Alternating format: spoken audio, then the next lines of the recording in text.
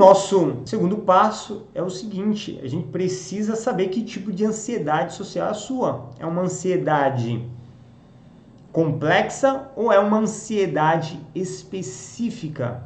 Então, uma ansiedade complexa, o indivíduo ele vai ter várias dificuldades em diversas situações sociais.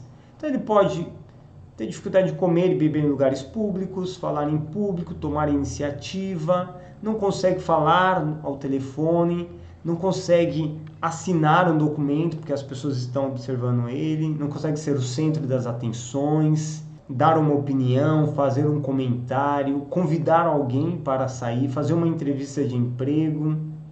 Ou seja, são várias situações sociais que a pessoa vai desenvolvendo.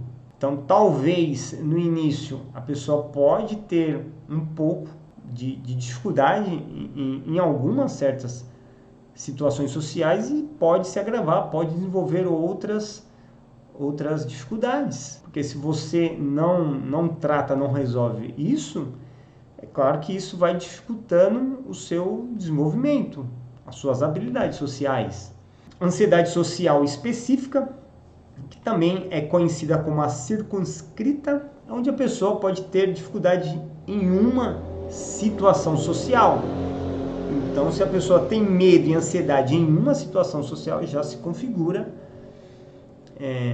uma ansiedade social. Tá? Claro que tem outros critérios para se enquadrar, mas a gente vai ver que se a pessoa evita, se a pessoa tem um prejuízo social na vida dela, então é uma fobia social específica. Quer ver um exemplo disso? É o famoso medo de falar em público. Então a pessoa ela tem um relacionamento, ela é até casada, ela tem amigos, ela tem um trabalho, ela estuda, porém na hora que ela tem de falar em público, na hora que ela tem que abrir, né, a boca, ela não consegue. Um discurso, uma palestra que ela teria que fazer durante lá 30 minutos, ela faz em 5.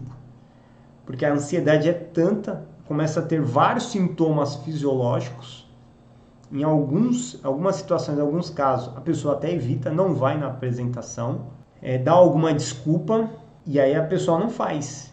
Então, a pessoa pode ter somente um medo, uma ansiedade, né, em uma situação social. Então, isso se considera uma ansiedade social específica. E às vezes a pessoa acha, eu só não sei falar em público, eu só tenho uma dificuldade. Bom, aí você tem que analisar um pouquinho, porque é uma dificuldade que você consegue falar, você tem um desconforto, mas você consegue falar sobre o assunto, você consegue, né, com tranquilidade, mostrar todo o seu potencial, ter um desempenho. Então aí beleza, então aí é somente uma dificuldade de habilidade social. Mas se não é isso, se você tem ansiedade, tem um medo, tem um pavor, evita essas situações, é uma ansiedade social. E assim, então nós vimos que tem esses dois tipos e a pessoa pode se enquadrar em 3 tipos, tá? Em 3 categorias, quero dizer, né? Na questão da interação, que é a pessoa iniciar, conversar com alguém, tá interagindo diretamente. Na questão de ser observado, tem pessoas que têm uma dificuldade muito grande em certas situações desse tipo. Por exemplo, você está trabalhando, a pessoa está te olhando, está te observando, ou você está em uma empresa e o chefe está observando. É claro que ele vai te observar, né? Ele é seu chefe. E a terceira categoria é o desempenho social, onde você está desempenhando algo, não necessariamente você está... é algo indireto, né? Vamos dizer assim. Você está cantando, está tocando algum instrumento. E eu até abro aqui um parênteses. Então, tem profissionais que tem assim precisa ter uma exposição, como por exemplo músicos, dançarinos, pessoas que têm esse desempenho, a gente considera também uma fobia, uma ansiedade social específica.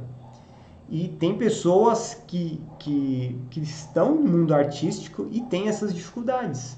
Eu não consigo fazer, eu não consigo realizar. Às vezes fica muito ansioso para fazer alguma apresentação, e ele não consegue mostrar todo o seu potencial, porque está muito tenso, muito ansioso, muito preocupado com o seu comportamento, com suas ações, com o que ele vai dizer, com o que ele vai falar.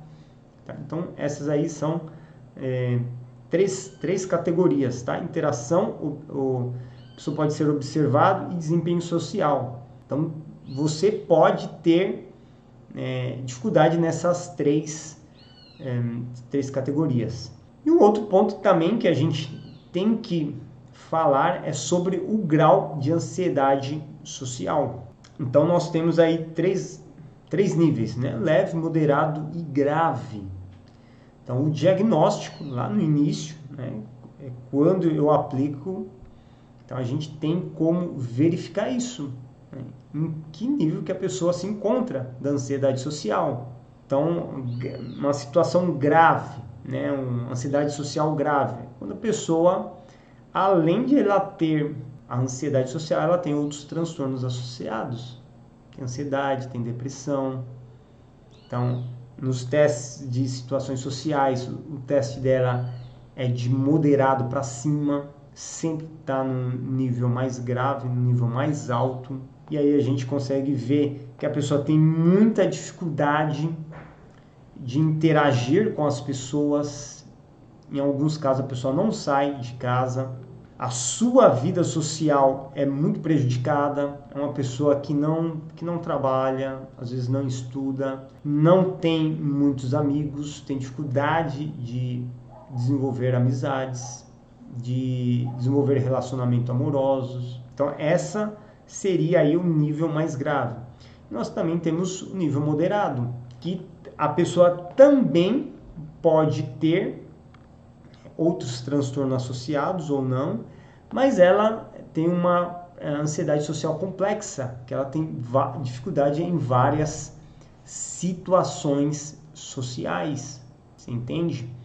E assim, um detalhe nessa questão desse nível aqui, que ela pode trabalhar, ela pode estudar, mas ela sofre um prejuízo em alguma área da vida dela. Então, alguma área da vida dela está prejudicada. E aí nós temos aí de nível, né, na situação social aí acima de moderado, tá?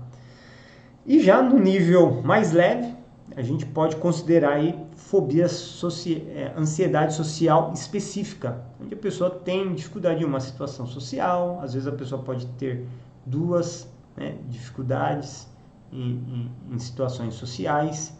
E ali eu também enquadro o tímido, né? Então, tem pessoas que são tímidas e que têm uma certa assim, dificuldade, desconforto de se relacionar. Então, eu também coloco aí o tímido, pessoa que quer melhorar as suas habilidades sociais, quer melhorar as suas interações, a sua timidez, quer perder a timidez, então está aí na parte mais leve. E nessa aqui do nível leve, a pessoa não tem outros transtornos associados, diferente de outros níveis.